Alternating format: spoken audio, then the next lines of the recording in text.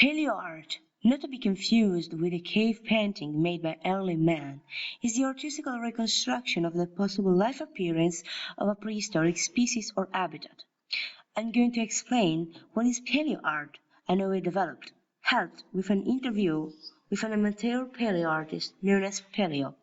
When the first fossil remains of prehistoric fauna were discovered, paleontologists had a desire to see what the animals looked like when they were alive. Something impossible. The only solution was, of course, art. In the later years, as more discoveries were made, reconstruction of these beasts were made, and that's how paleoart developed. In the same moment, these remains brought an intense public awareness. But with only some scraps of the fossil remains found, something that is very common since hardly a life form conserved completely, early paleontologists and paleoartists had very little knowledge, and this led to paleoartistical reconstructions that show draconic monsters and other reconstructions that, for today's standards, are inaccurate. The sculptures found near the Crystal Palace are a perfect example of this kind of reconstructions.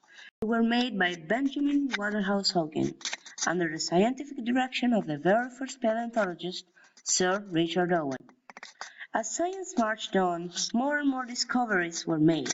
For example, the first quadrupedal behemoth depicted by early paleoartists are now changed into bipedal lumbering beasts, as it's possible to observe in the very influential artistic depictions of Charles Robert Knight. His reconstructions are known to be very naturalistic, showing sometimes fast-moving dinosaurs like the famous leaping relapse, coincidentally anticipating future discoveries. In fact, a century later, with the discovery of Deinonychus anthropus, made by Robert T. Becker, we enter the so-called dinosaur renaissance. Now, dinosaurs and other pre-Mesozoic reptiles are shown as fast and smart creatures, and more bird-like. These new discoveries are the base of an image of dinosaurs and other prehistoric life we are familiar with, especially thanks to a well-known movie, Jurassic Park.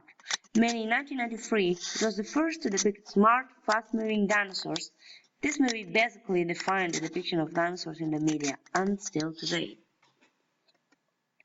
However, the problem of this movie and other representations is that prehistoric life is depicted as violent beasts that fight each other all the time.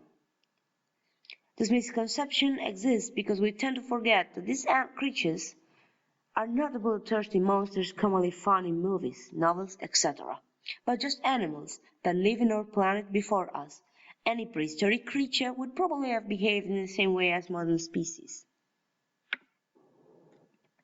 Another problem is the so-called skin wrapping.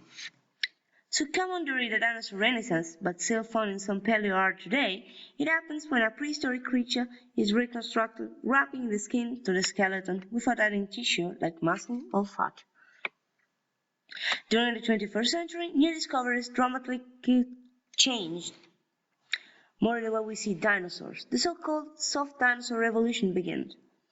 Now the terrible lizards are more bird-like. The first hypothesis that linked dinosaurs and birds now became a fact. And thanks to the discovery of Sinosauropteryx, Eutyrannus, and many other species,